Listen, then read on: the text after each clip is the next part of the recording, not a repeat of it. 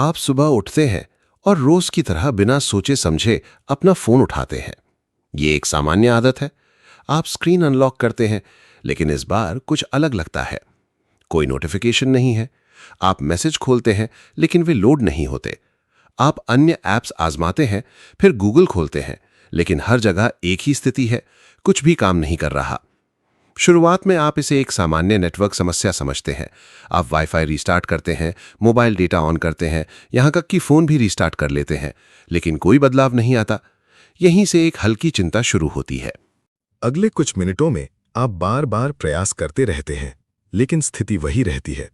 सामान्य परिस्थितियों में आप तुरंत ऑनलाइन जाकर जांच करते कि समस्या कितनी बड़ी है, लेकिन अब ऐसा करना संभव नहीं है। धीरे धीरे ये स्पष्ट होने लगता है कि ये एक सामान्य तकनीकी समस्या नहीं है। लगभग 1 घंटे के भीतर लोग एक दूसरे को कॉल करना शुरू करते हैं। बातचीत के माध्यम से ये जानकारी फैलती है कि इंटरनेट हर जगह बंद है। कार्यालयों में काम प्रभावित होने लगता है। ईमेल, ऑनलाइन मीटिंग्स और डिजिटल सिस्टम पूरी तरह रुक जाते हैं। ये स्थिति अब एक वैश्विक समस्या का रूप लेती हुई दिखाई देती है। जैसे जैसे दिन आगे बढ़ता है, इसका प्रभाव अधिक स्पष्ट होता जाता है। डिजिटल भुगतान प्रणाली काम करना बंद कर देती है। ऑनलाइन बैंकिंग, यूपीआई और कार्ड ट्रांजैक्शन विफल हो जाते हैं, क्योंकि ये सभी नेटवर्क पर निर्भर है। नकद की मांग अचानक बढ़ जाती है।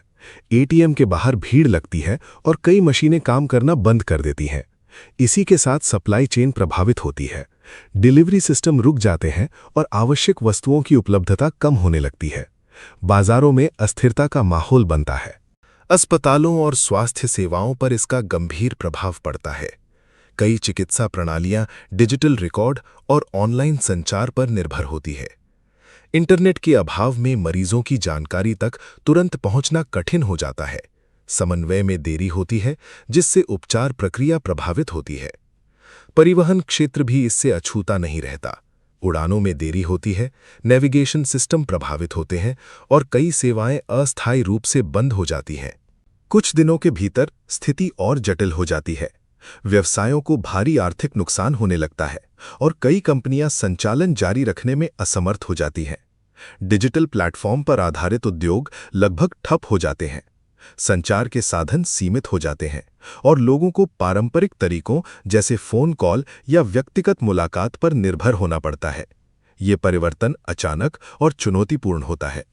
यदि ये स्थिति लंबे समय तक बनी रहती है, तो समाज को नए तरीके अपनाने पड़ेंगे। प्रक्रियाएं अधिक मैनुअल हो जाएंगी और कार्य स्थानीय स्तर पर संचालित होंगे। जीवन की गति धीमी हो जाएगी और कार्यों में अधिक समय और प्रयास लगेगा।